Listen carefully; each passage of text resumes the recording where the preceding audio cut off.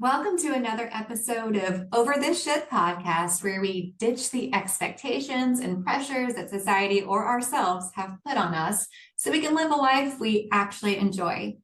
Today, I'm really excited to introduce Montserrat Corsino. She is an integrative health and wellness leader. She's the founder of Mana Integrative Health. Montserrat is dedicated to empowering individuals to achieve optimal health through holistic approaches. Her passion for combining traditional and alternative medicine practices offers a unique pathway to healing and well-being. Welcome to the show.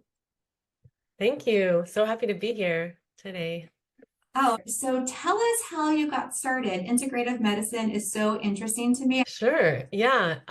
My journey is quite long. It began, I would have to say, in my teens, and I always had kind of like an alternative mind, or I always was a seeker of, the outside of the box. And that included medicine as well. I used to get sick a lot. I'd get bronchitis and asthma as a child. And I always knew that there was only one answer to it if you went to the doctor, and that was antibiotics. And I knew kind of intuitively it just wasn't the answer. I always thought, why don't we do the other route? And so as I got older and independent, I actually looked at those alternatives in my own life and was really into nutrition as medicine and, tried to heal myself with food because I know I feel very different if I'm eating a candy bar versus like soup or salad. I started to seek out alternatives and I traveled the world learning various traditional forms of medicine, both in Latin America and in India. And that's where I learned herbal medicine from, South America, and then also Ayurvedic medicine in India. And then back to the US. In the US, I learned traditional Chinese medicine and went to a university for traditional Chinese medicine and integrative medicine in Berkeley, California. I don't like to call it alternative medicine, but complementary or integrative, because my goal is to use the best kind of methods from everywhere, all over the world, both East and West.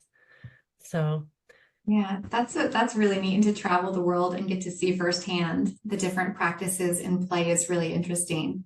So when you talk about holistic health, what does that entail? What are all of the components? that's a great question. I think that term is an umbrella term for a lot of different modalities under the umbrella of holistic, because we're looking at the whole body. When we look at, what is going on with this person, there is dis-ease, there's imbalance, unwellness. We're not going to look at only one part of the body. If you have a headache, we're not just going to look at your head and be like, you need this one thing that targets the head. We're going to look at the whole body system, all of the body systems, and say, what's your diet like? Are you drinking enough water? Like kind of the basics, right? Are you going to the bathroom every day? This is a holistic approach. It's quite simple and it's quite intuitive, right? Most people will kind of check in with themselves if they are connected to their body or not just isolating symptoms. You're a connoisseur of all these different modalities, and you've had this in your life since you've been independent and able to kind of form your days. So, what does a day in your life look like from nutrition and movement and maybe any kind of spirituality, meditative practices? What would it be like to be in your shoes as the expert? Oh, that's a great question. I've never been asked that one. Yeah, because it's I love it because I practice what I preach, and I definitely guide my clients and patients from both my own experience and my education, and I feel like that is kind of what makes wisdom, is that combination, right? It's like the years that we've lived and all of the experiences we've had along with the other education that we learn. So as a mom of two and little ones, I have an almost 2-year-old and a 6-year-old, business owner, working from home. I have to really schedule my day, my hours, right? We have to be, as moms, like very diligent about getting in what we need, or else it doesn't happen, right? Everybody else's needs come before ours. So I'm a huge advocate of really scheduling in quiet time for oneself, to have that time in the morning, whether it's before the children go to school or after, to kind of set aside. I mean, 10 minutes is minimum, but 10 to 30 minutes where you're just like sitting with yourself, having a cup of tea or doing some stretches like yoga, or going for a walk or just sitting. Meditation could be part of it. I know that meditation doesn't really work for everybody. That's something to strive for sure, because I'm a huge proponent of it. But even just sitting with yourself for 5, 10 minutes, 15 minutes every single day to check in. I think it's so important to check in with our bodies. So I like to do that when everybody's gone, when my family is kind of off doing their thing, everyone's taken care of. And then I say, okay, what do I need? Check in with myself. Maybe it's some breath work. Maybe it's just sitting out on the terrace and looking at the view. Maybe it's journaling. And then I know where I'm at. What do I need the most? Sometimes there's like this, anxiety, like start the day, get going, hurry, the clock is ticking. I have so many hours until the kids are back and I have to do this all over again. So I think taking that time it's a pause for yourself. It's a gift for yourself that can really nourish. It can nourish like so many parts of you, right? Like if you feel like I just need to sit and rest today, or, I've been taking on so much, like you can't really hear that or realize it until you actually listen. And so it takes like silence to be able to listen. And I feel like it just like the outcome of my day is much more balanced. That kind of balance is so much better for my overall health. Okay, so the number one thing for you in the morning is quiet time. So making sure that you have 10 minutes, 30 if you can afford it. But I would go so far as to say, don't consider it a gift to yourself. The other word you used with gift was nourishment. We eat every day because that's how we sustain life. So finding 10 minutes helps you sustain your life. And what I mean by that, not to be so dramatic, is as an employee or a business owner or a stay-at-home mom, in the mom role, in the partner role, all of the roles we wear as women, and for any men listeners, you all wear roles too. It's so easy to forget who we are at the core, what our needs are, what we bring to the table, who we are and were before we took on these additional roles of our life. So it's nourishment to you to take 10 minutes to just sit with yourself in any modality that you mentioned. That could be a walk, that could be meditation, which any of my listeners know I'm a terrible meditator, but remember who you are, because you matter so much. And if you aren't taking care of yourself, you can't properly take care of other people. So 10 minutes in the morning to feed your soul the way you feed your body. I love Yeah. that. Exactly. Mhm. Yeah, it's the nourishment you need every day. You Mhm. brush your teeth every day, so you need to give yourself that. The timing is not as important, but that it gets done, right? It's kind of necessary to schedule it in. And I mean, the other part that I think is so valuable too, just listening to you talk about nourishment, is the nourishment we feed ourselves in all ways, not just food. Like you said, it's like that nourishment of giving yourself that time. It's just like the nourishment of what you allow yourself to see visually, what you allow yourself to listen to, the energy you're surrounding yourself with. Those are all forms of nourishment. And oftentimes we can allow the external world to kind of pull us in different directions that we're not necessarily choosing.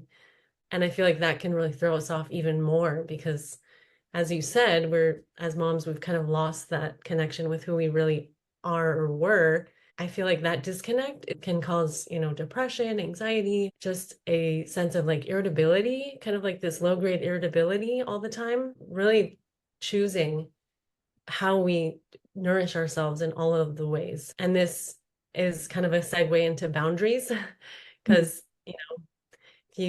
once you know what you want to nourish yourself with, you also know what you don't want to nourish yourself with. And having that strong ability to say no when it's not something that you want to nourish yourself with is really important as well. To get to that point, so just thinking about what we consume visually, so many of us have social media, or we're a YouTube or a TV channel away from whatever we want to watch. Years ago, I started to really curate the content that I consumed, not to create an echo chamber for myself, because that doesn't help me grow, but rather I almost took like the Marie Kondo approach to things. Does this bring me joy?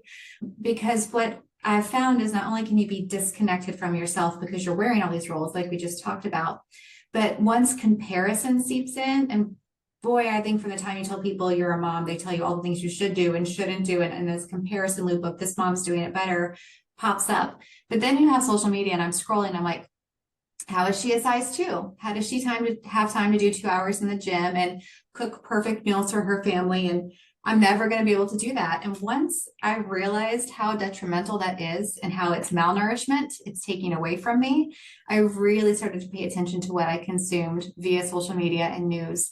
And I think if we could all just take a second to go, as I'm scrolling, does this bring me joy? If not, unfollow, unsubscribe, unlike, unshare, like do all the uns, because it doesn't, if it's not adding value, if it's not bringing joy, if it's not helping you grow, it's taking time from you, and time is already an issue for so many of us.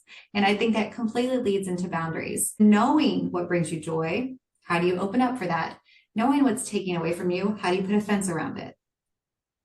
Yeah. Oh, amazing. Those are, yeah, that's such an amazing perspective, that like the condoizing of your media. Like, I love that. It's like editing, right? You're just like, I'm gonna cut this and delete, and that doesn't work for me. And then like bringing joy, like I think about that a lot, because days can go by and you're in the flurry of taking care of the family's needs, and then you're just kind of like, whoa, why am I not happy right now? Why am I irritable, or why am I all of a sudden like, where's the spark? Yeah, what brings you joy can come in so many different forms, but I think if that's great to ask that in kind of different categories in your life. I've thought about that lately in terms of sort of relationships and friendships. Our time is so valuable. Everybody's time is, but I feel like as a mom, it's become so precious, both the time I spend with my kids and the time that I spend without them. And so it's so valuable to say,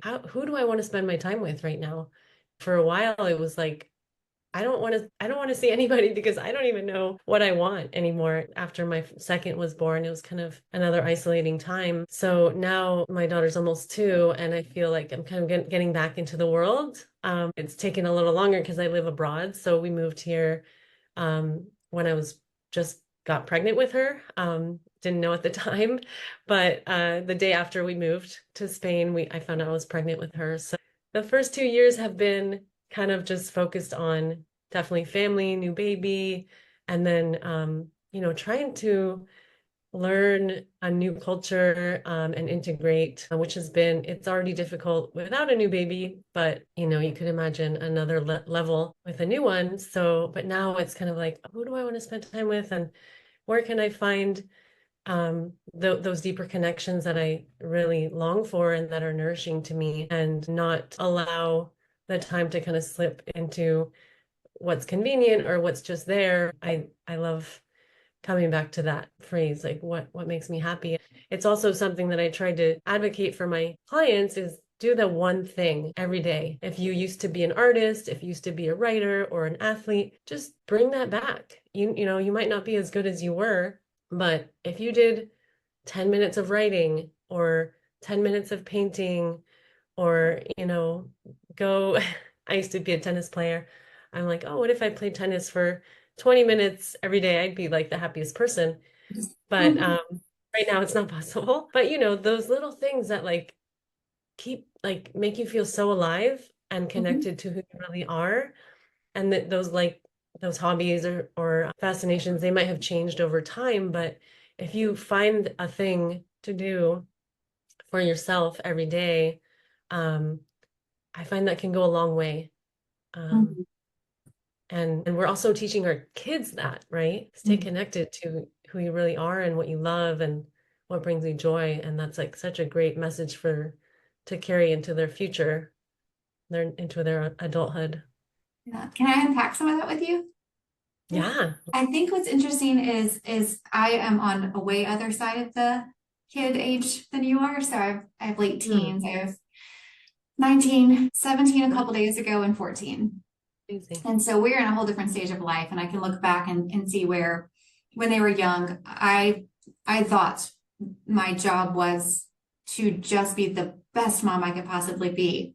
And I still believe that. But I thought that meant that they were everything, and everything else fell off of the radar because my focus was primarily them. And I can look back on that and see that that's overall not healthy. Your kids can be your priority, and also you can have social outings or hobbies that you still pour yourself into. And so I think it's really important as new moms, as seasoned moms, that we remember priorities and seasons. There's going to be a season where the kids are dominating everything you do. It's sports or it's the holidays or whatever, but you need to carve out seasons and moments for yourself too. And there's a difference between priorities, having a baby and being in a new place. Your priority was acclimating to all of this newness, and change is such a challenge. The priority of taking care of your family and just being present with them and the newness of the move, the boundaries being, you guys, family, I love you all so much, but you can't visit after 8 p.m. because I've got to get the baby to sleep and I need this few minutes to myself. So just making sure we as moms recognize our priorities and then create the appropriate boundaries around them. But I do want to ask you something, not to challenge you in a negative way, but tennis is something you love and a hobby. And so many women have their thing and they're like, I just don't have time for this anymore. How do you Yeah. recommend a woman takes 30 minutes a week, whether that's tennis for you or drawing or writing or a yoga class, and tells their partner or a babysitter or whatever, I need this. I know I don't really have time for it, but I need 30 minutes a week to go do this. And by the way, it's going to make me a better person. Like, what would you recommend they say or do to put that in place? Yeah, that's so great. So it's funny because I was saying per day, and now your your question is how do they fit it into a week, right? 30 minutes Yeah, like into a week. let's hit the floor. Like because I heard you say Yeah. tennis and it made me feel, because I'm on this whole other side of, and I can look back and see that I let go of everything to focus on this thing. Yeah. But I want to help moms be able to say, I can still do this thing I love. And I think what we do is we throw an impediment in our path because we say, I need to do it every day. I need to do it 3 times a week to be good at it. What if it's just 30 minutes a week to do the thing you love No, and brings you a little bit more home to definitely. yourself? Yeah, so just I just want to throw something in that I read recently. It was a statistic, I believe. It said that men on average take more time in the day or in their week to exercise than women do. Like how, just to take exercise as an example, it could be something else, right? But the fact that men exercise, and I think it was significant, it was like a 20% more. And that made me really sort of upset. And I was like, gosh, this is so unfair. Like, and I get it. I mean, I'm one of those women too that are like, I should do this and I should do that. I should, I need to exercise, but I should be at home preparing dinner before the Yes. kids get here so they have a full complete meal and it's nourishing and it's healthy and it's this. And while men might say, you know what, I'm gonna go to the gym and I'll just pop, some frozen thing in the oven if I don't have time. And like that's not the way a lot of us moms think. We're, biologically and physiologically, we are just different creatures in that way. But I advocate for learning those skills and really prioritizing what that thing is for you and scheduling it in. And, just as it is like a work meeting, an office hour, an activity, just like your children might have after school activities, you have to schedule that into your life and let the family know. This is what I'm going to be doing on Wednesdays at 6 p.m. I really want to go to this class. If that really lights you up, go with it. And really, the family can do without you. Like we always think things are going to fall apart at dinner time if I'm not there, or bedtime, or, your partner, if you have a partner, they can really step it up and cover, and I feel like when the kids are younger, it's a little bit trickier, but they still can do it if you train them properly. Sometimes they need some training, or they just need the opportunity, right? And you're giving that opportunity to learn those skills, and then you're giving yourself so much. Like your family will see how that lights you up, how you're a happier Yes. person, more fulfilled, more connected to the outside world, having adult conversations that are like pleasant and Yes. social. Those are so important. And I know that, it wasn't so easy for me to do that. My husband is so supportive of that, and he really has pushed me into like doing the thing that makes me happy because he benefits so much from it. It's kind of night and day for me, especially because I've been in baby land for so long, and you probably remember those days where you're just like, I need like, more adult conversation. and to It laugh doesn't with your change. It doesn't change. Just so you know, oh, like really? the adult conversation piece, yes. And then you can, and your teens will surprise you with how articulate and smart and amazing they can be. But also, they say things like, and got no riz and no cap. I know I'm way behind on my teen slang because I can't keep up. But you're like, what language are you speaking? And then you go talk to your friends, and then you all laugh that there's this like whole generational lexicon that is impossible to keep up with or understand. So you still need your friends, regardless of your kid's age, you still need your friends because it is a different level of conversation. What you said about statistically men can exercise more is a valid fact. And USC Berkeley and Fair Play just released more statistics on household chores and expectations. Overwhelmingly, the domestic labor still falls on mom, wife, even if she's employed and even if she is the higher earner in the family. The only chore that fell on men more than women universally was taking out the garbage. And I just think about my kids being little and the difference in the way moms and dads communicate. By the way, these are things that you can change in your house. So I'm so glad you have a supportive husband. And if you have a supportive husband and you're listening, great. If you don't, communication is really important. Because I think about, I would say, is it okay if I go take a shower now? But my husband never asked me, like, can I go take a shower? Do you got the kids? Like, it was the expectation that I had the kids. But I'm like, hey, is it okay? Do you have the kids? I'm going to go take a shower. Just got to wash my hair. It's going to be like 15 minutes, 7 if I hurry. And dudes never do that. The husbands never do that. They never say, is it okay if I stop and get a haircut after work? They just say, I'm getting a haircut after work, right? Like, it is a completely different expectation that we can help change by communication. And one of the things that I personally had to work on, and I just want to throw this out there for any women listening, is when we say, okay, we're going to go out, we're going to be with our friends, and it's going to make me a better wife and a better mother, and just be patient with me. And we have to, and this is probably going to get me some hate, we have to reduce expectations on our partner. And I don't mean that like lower the bar so far. What I mean is if your partner decides to feed them chicken nuggets, but you wouldn't, you would have made them baked chicken and you got to go out with your friends and you had a good time and you're coming back happy. Don't be irritated that they got microwave chicken nuggets. Like just lower that expectation a little bit. Dad did what he could do. One day he's going to bake chicken if he wants to. What I found for myself is I would get irritated that things weren't done the way I wanted them to be done. And I wouldn't express it. I would harbor resentment and like grow this hatred in my heart of things not being done. You didn't fold the towels correctly. And I'd never say it out loud because I didn't want to cause a fight, but it would just create resentment in me. So ladies, say I'm going to, because men don't ask for permission, say I'm going to go hang out with my friends. I've arranged X, Y, and Z. There's food in the freezer. You can order something or whatever you want. And then reduce your expectations of what happens while you're gone. Because the fact is he's not you. You're different people. And if you try to hold him to folding the towels in a perfect E shape and putting them in the closet in a certain way, or baking the dinner you'd want, you're setting him up for failure and yourself. And then you're probably going to talk yourself out of going to the things in the future because you're too irritated by what happens when you're not there. Let it go. He'll figure it out. Weaponized incompetence is weaponized incompetence. Don't let that be the thing that holds you back from doing the things that bring you joy. That's my TED talk, Montserrat. Well said. I love it. Yeah.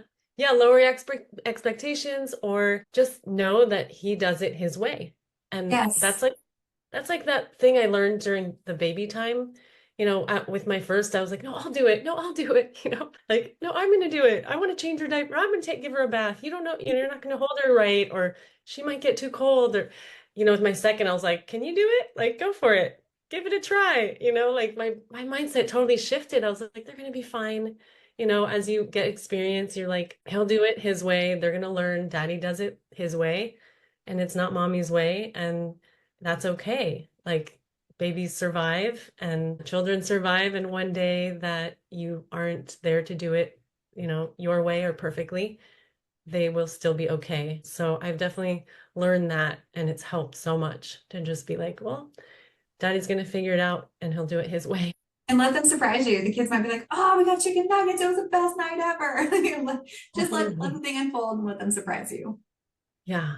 Yeah. I love that though, just not asking. I mean, I find I still do that because I have a baby, so I still am like, is it a good time for me to like run and take a shower, or are you going to be okay? Or if I go with my older daughter, like today, I'll like text and check in, how's she doing? Is she asking for mommy? Like, it still is there, like, oh, she might need me, but in the end, it's like having that trust that they're in good hands, and they are another parent, just like you. They're going to do the best that they can and better than anyone else will do it aside from you. So it's really, it's like having that trust can be really calming, for the nervous system, and trust that like you can go and do your own thing and everyone will be okay Yeah, and better. absolutely.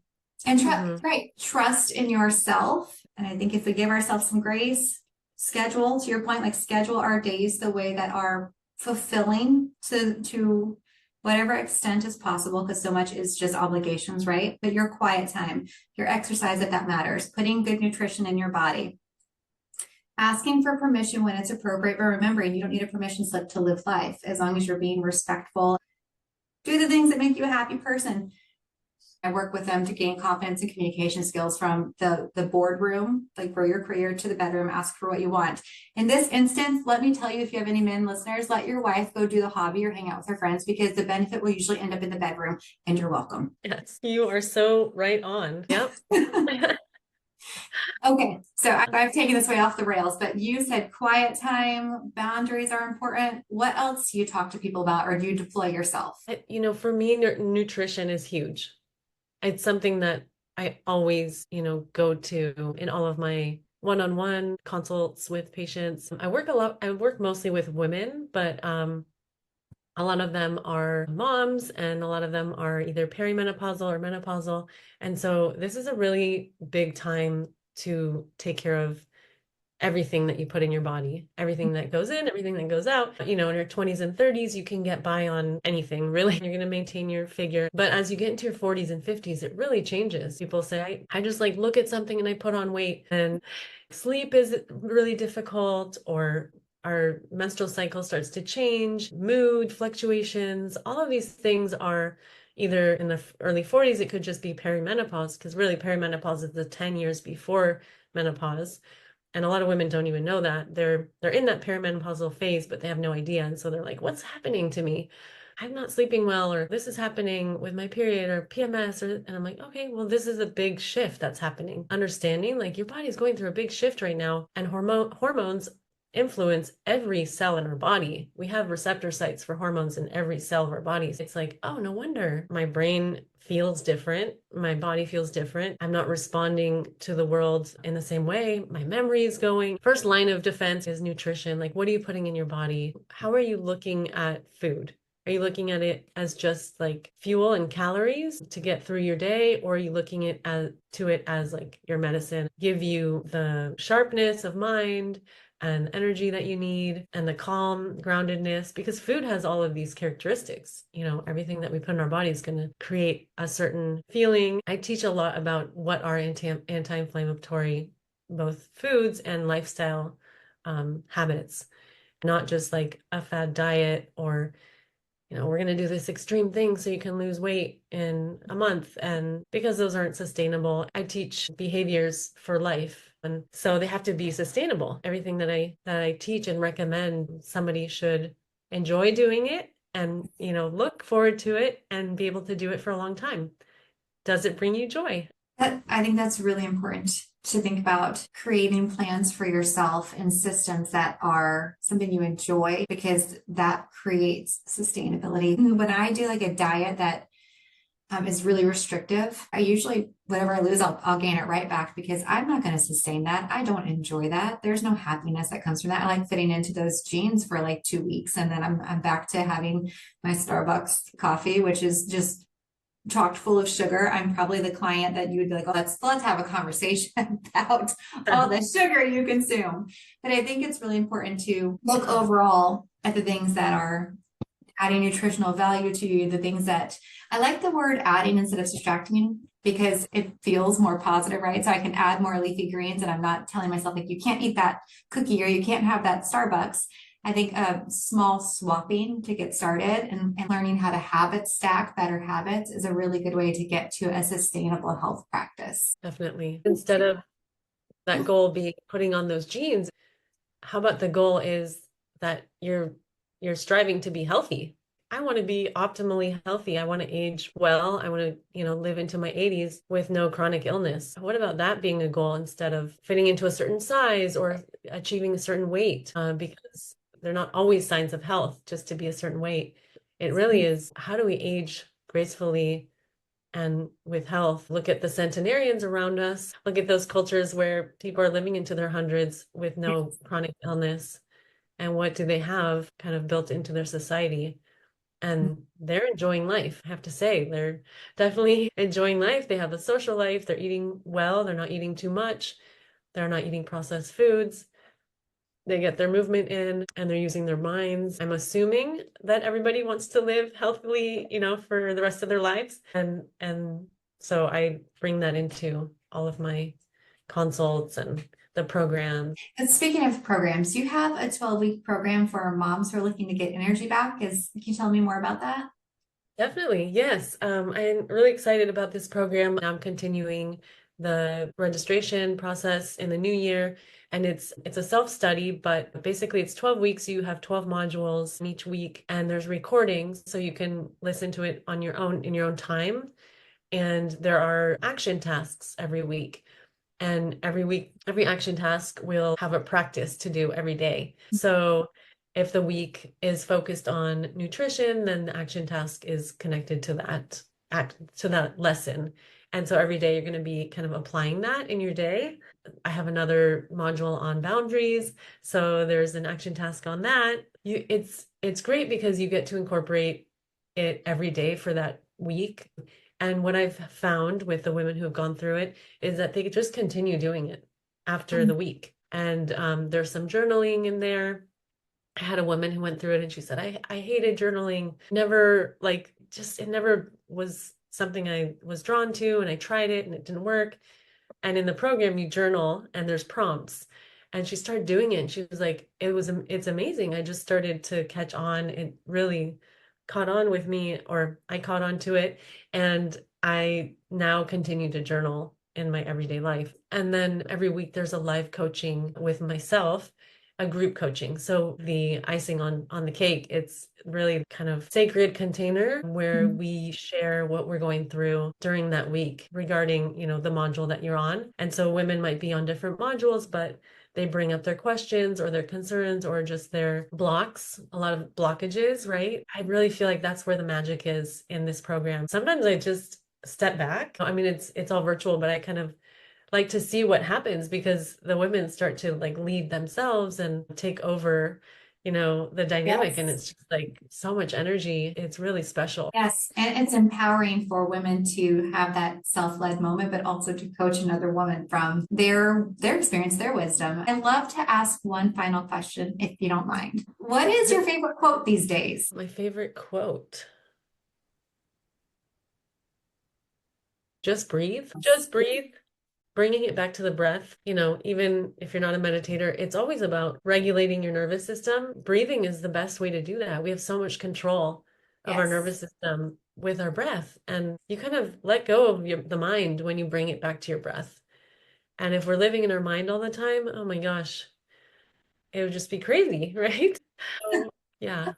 Just breathe. That's a good one. Thank you for all your time and your transparency and all the knowledge you brought. Really appreciate you.